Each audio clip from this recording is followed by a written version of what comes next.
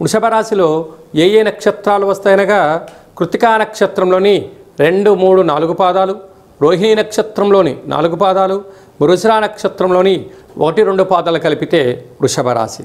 రాశాధిపతి శుక్ర భగవానుడు. అంటే ఇప్పుడు ఎన్నో రోజులుగా ఎదురు చూస్తూ ఉండబడినటువంటి వృషభ రాశి వారికి మంచి కాల ప్రారంభము అని చెప్పి మీరు గమనించగలగాలి. రాశిలో బుధాదిత్య రాజయోగం ఉండడం అంటే రాశిలోనే రవి, రాశిలోనే బుధ భగవానుడు ఉండడం వలన వీలైనంత వరకు ప్రభుత్వ ఉద్యోగం ప్రయత్నం చేసేవారు చాలా ఓపికగా పట్టుదలగా చేయగలగాలి.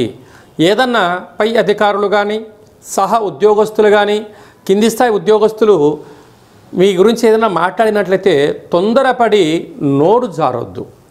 మీరు పాటించాల్సిన మొదటి సూత్రం ఏమిటయ్యా అంటే వృషభ రాశి వారికి అదృష్టం ఎంత ఉందో